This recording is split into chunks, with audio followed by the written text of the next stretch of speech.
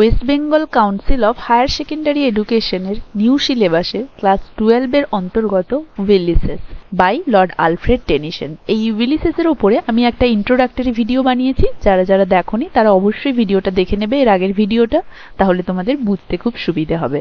উইলিসেসের গল্পটা এমন ছিল, গ্রিসের স্পার্টা শহরের রাজা মেনেলসের স্ত্রী ছিলেন হেলেন। এই হেলেনের প্রেমে পড়েছিল ট্রয় নগরীর রাজকুমার প্যারিস এবং তার প্রেমে পড়ে তাকে ভাগিয়ে এনেছিল। এবারে প্যারিস হেলেনকে ভাগিয়ে এনেছিল নাকি হেলেন তার নিজের ইচ্ছেতে প্যারিসের সাথে গিয়েছিল, সেটা একটা ডিবেটের বিষয়। কিন্তু হেলেনের পালিয়ে যাওয়ার কথাটি যখন রাজা মেনেলসের কানে যায়, তিনি তার সেনাবাহিনী নিয়ে ট্রয়ের ওপরে হামলা করে, যার ফলে শুরু হয় পৃথিবী বিখ্যাত ট্রয়ের যুদ্ধ, যেটা বিশ্বের ইতিহাসে সব থেকে বেশি দিন চলা যুদ্ধ। এই 10 বছর ধরে চলা যুদ্ধের শেষে ট্রয় হেরে গিয়েছিল এবং রাজা মেনেলস তার স্ত্রী হেলেনকে নিয়ে ফিরে গিয়েছিল।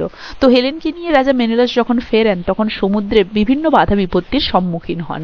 এই অবধি হোমারের লেখা ইলিয়াডের কাহিনী রয়েছে। এর পরে শুরু হয়েছে ওডিসির কাহিনী। তো ওডিসির কাহিনী এমনভাবে শুরু হয়েছে যে তার যে হিরো ওডিসিয়াস ওই সমুদ্রের মধ্যে দিয়ে যাত্রার সময় তার সমস্ত সহযোদ্ধাদের নিয়ে বিভিন্ন রকমের বাধা বিপত্তির সম্মুখীন হন। ওই ওডিসিয়াস ছিল একটা রোমান নাম, যার ইংলিশ নাম হচ্ছে উইলিসেস। তাহলে সমুদ্রের মধ্যে বিভিন্ন বাধা বিপত্তির সম্মুখীন হওয়ার পরে উইলিসেস তার সমস্ত সহযোদ্ধাদের নিয়ে প্রথমে পৌঁছেছিল ল্যান্ড অফ লোটাস ইটারে। তাহলে যুদ্ধ জয়ের পরে সমুদ্রের মধ্যে দিয়ে তার সহযোদ্ধাদের নিয়ে ফেরার সময় বিভিন্ন বাধা বিপত্তির সম্মুখীন হওয়ার পরে তারা যথারীতি বিভিন্ন ল্যান্ডে পৌঁছেছিল, যেমন land of lotus eater, land of Cyclops এবং ল্যান্ড অফ সার্স। এই সমস্ত ল্যান্ডে তারা বিভিন্নভাবে বিভিন্ন রকম বাধা বিপত্তির সম্মুখীন হওয়ার পরে তারা যখন এই সমস্ত ল্যান্ড থেকে বেরিয়ে এসেছিল, তারা তখন সমুদ্রের মধ্যে সাইরেন্স নামে এক ধরনের জলপরীদের সাথে তাদের এনকাউন্টার হয়। এরপরে আবার শিলা এবং ক্যারিপটিস নামে দুটি রাক্ষসের সাথে তাদের যুদ্ধ করতে হয়। তো এই সমস্ত কিছু করে দীর্ঘ সময় অতিক্রম করার পরে ইউলিসেস তার হোমল্যান্ড ইথাকাতে এসে পৌঁছয়। তো সেখান থেকে আমাদের এই আজকের কবিতা শুরু হচ্ছে। দেখো, it little profit that an idle king by this still hearth among these barren crags matched with an aged wife I mete and dole unequal laws unto a savage race।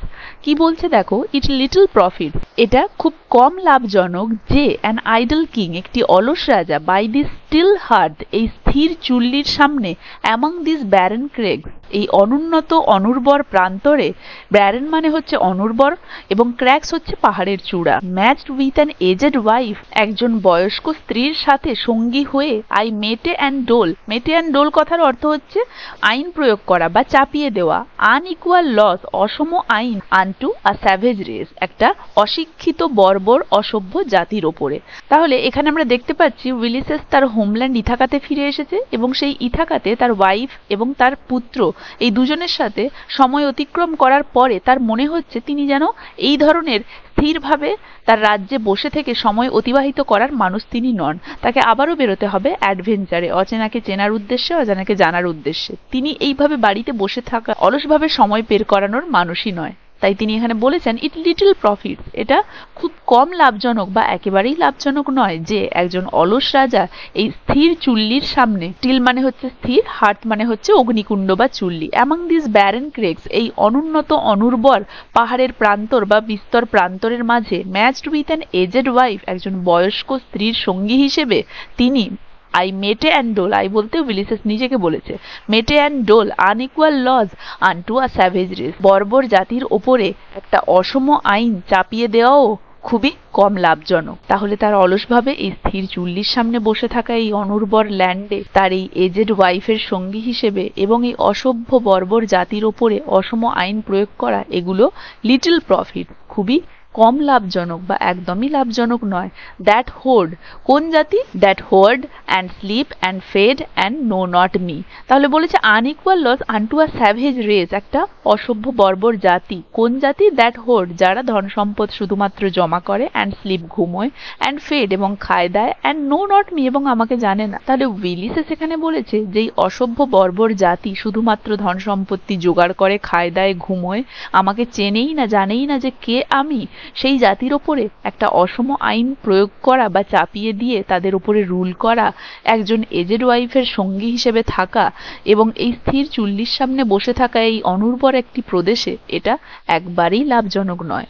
I cannot rest from travel, আমি যাত্রা থেকে বিরত থাকতে পারি না। I will drink life to the lees. আমি জীবনটা একদম শেষ পর্যন্ত পান করে যেতে চাই। লিজ মানে হচ্ছে তলানি। এখানে দেখো ড্রিঙ্ক মানে পান করা, তাহলে যারা ড্রিঙ্ক করে তারা কিন্তু ওই মদের শেষ বিন্দু পর্যন্ত উপভোগ করে, একদম তলানি বা শেষেরটাও পর্যন্ত তারা খেয়ে ফেলে। তাই এখানে তিনি বলেছেন তিনি জীবনটাকে এতটাই উপভোগ করতে চান ঠিক যেন তিনি একদম তলানি পর্যন্ত জীবনটাকে পান করে ফেলতে চান। All times I have enjoyed greatly. সমস্ত সময় আমি খুব ভালোভাবে উপভোগ করেছি। হ্যাভ সাফার্ড গ্রেটলি, এবং আমি কষ্টও পেয়েছি অনেক। Both with those that loved me and alone, on shore and when through scudding drifts the rainy Hyades vext the dim sea. তাহলে কি বলেছেন? All times I have enjoyed, আমি সমস্ত সময় দারুণভাবে উপভোগ করেছি এবং আমি কষ্টও করেছি অনেক বেশি। Both with those that loved me and alone, যারা আমাদেরকে ভালোবাসে তাদের সঙ্গে, এমনকি একাকীও। কোথায়? অন শোর, তীরে। And when through scudding dips the rainy Hyades vext the dim sea, এমনকি যখন নক্ষত্র তার পথবিচ্যুতির কারণে সমুদ্রকে উত্তাল করে দিত তখনও আমি কিন্তু আমার জীবনকে উপভোগ করেছি। তাহলে আমি তীরে থাকা অবস্থায়ও সমুদ্রকে উপভোগ করেছি, এবং যখন নক্ষত্র তার পথবিচ্যুতির কারণে সমুদ্রকে উত্তাল করে দিত, মানে যখন সমুদ্র উত্তাল থাকতো তখনও আমি কিন্তু আমার জীবনকে উপভোগ করেছি। এখানে স্কাডিং কথার মানে হচ্ছে বিচ্যুতি। রেইনি হায়ার্স হচ্ছে এক ধরনের নক্ষত্র। Vexed the dim C, vexed হচ্ছে উত্তাল, এবং ডিম সি মানে শান্ত সমুদ্র। তাহলে আমি জীবনকে উপভোগ করেছি তীরে থাকা অবস্থাতেও, এবং সমুদ্র যখন উত্তাল সেই অবস্থাতেও আমি জীবনকে উপভোগ করেছি। মানে আমি দুই রকম অবস্থাতেই জীবনকে উপভোগ করেছি। I am become a name, এবং তারপরে আমি একটি নামে পরিণত হয়েছি, মানে আমার একটা ব্র্যান্ড তৈরি হয়েছে। For always roaming with a hungry heart, সব সময় ঘুরে বেড়ানোর জন্য একটা ক্ষুধার্ত হৃদয় নিয়ে। Much have I seen and known, আমি অনেক দেখেছি এবং জেনেছি। Cities of men and manners, climates, councils, governments, myself not least. তাহলে আমি অনেক দেখেছি এবং অনেক জেনেছি। কি কি?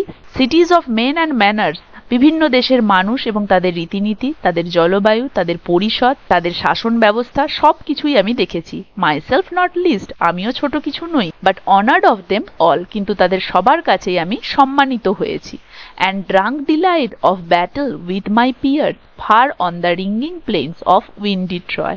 And drunk delight of battles with my peers, তাহলে তরবারির আঘাতে প্রতিধ্বনিত ট্রয়ের ঝড়ো প্রান্তরে আমার সঙ্গী সাথীদের নিয়ে আমি যুদ্ধ জয়ের আনন্দে একেবারে মাতাল হয়ে গেছি। অ্যান্ড ড্রাঙ্ক ডিলাইট, এখানে ড্রাঙ্ক হচ্ছে মত্ত হয়ে যাওয়া, ডিলাইট অফ ব্যাটল যুদ্ধের আনন্দে বা যুদ্ধ জেতার আনন্দে, উইথ মাই পিয়ার্স, পিয়ার্স হচ্ছে সহযোদ্ধা, সঙ্গী সাথীদের নিয়ে। Far on the ringing plains, ringing হচ্ছে প্রতিধ্বনিত, প্লেন্স হচ্ছে সেই সমভূমি, অফ উইন্ডি ট্রয় সেই ঝড়ো ট্রয়ের সমভূমিতে। তাহলে তরবারির আঘাতে প্রতিধ্বনিত ট্রয়ের ঝড়ো প্রান্তরে আমার সঙ্গী সাথীদের নিয়ে আমি যুদ্ধ জয়ের আনন্দে একেবারে মাতাল হয়ে গিয়েছি। I am A part of all that I have made, আমি সমস্ত কিছুর অংশ হয়ে গেছি যার সাথে আমার সাক্ষাৎ হয়েছে। মানে আমি যা যা দেখেছি, যেখানে যেখানে গিয়েছি, সবকিছুরই আমি একটা অংশ হয়ে গিয়েছি। Yet all experience is an arch where through gleams that untravelled world whose margin fade for ever and for ever when I move. তাহলে বলেছে ইয়েট অল এক্সপিরিয়েন্সেস, কিন্তু সমস্ত অভিজ্ঞতাই ইজ অ্যান আর্চ, একটা খিলান বা তরুণের মতো। আর্চ হচ্ছে মন্দিরের সামনে থাকে অর্ধবৃত্তাকার, কোনো মন্দিরে প্রবেশের আগে অর্ধবৃত্তাকার এক ধরনের নকশা থাকে যেটাকে আর্চ বলে। তাহলে কিন্তু সমস্ত অভিজ্ঞতাই যেন একটা তরুণ বা খিলানের মতো, একটা আর্চের মতো। Where through gleams that untravelled world whose margin fade, where through যার মধ্যে দিয়ে, gleams that untravelled world whose margin fades for ever and for ever when I move, তাহলে যার মধ্য দিয়ে সেই অদেখা জায়গাগুলো ক্রমশ মিলিয়ে যায় যতই আমি তাদের দিকে এগিয়ে যাই। তাহলে উইলিসেস এখানে বলতে চেয়েছে আমি অনেক দেখেছি, অনেক জেনেছি, তবুও যেগুলো যেগুলো অদেখা রয়েছে বা যেগুলো যেগুলো অজানা রয়েছে সেই অদেখা জায়গাগুলো কিন্তু ক্রমশই মিলিয়ে যাচ্ছে আমি যতই তাদের দিকে এগিয়ে যাচ্ছি। দেখো পুরো কবিতাটা আমি তোমাদের একসাথে না পড়িয়ে ছোট ছোট পাঠ করে সুন্দরভাবে বাংলা মানে সহ পড়াবো যাতে তোমাদের বুঝতে না অসুবিধা হয়। আজ তাহলে এতদূর পর্যন্তই পড়াচ্ছি। আশা করি এতদূর পর্যন্ত কারো কোথাও বুঝতে অসুবিধে নেই। ভিডিওটা কেমন লাগলো জানাবে, ভালো লাগলে একটা লাইক আর শেয়ার করে দেবে, আর আমার চ্যানেলটা কাইন্ডলি সবাই সাবস্ক্রাইব করে দেবে। দেখা হচ্ছে এর পরবর্তী ভিডিওতে এর পরের অংশটি নিয়ে।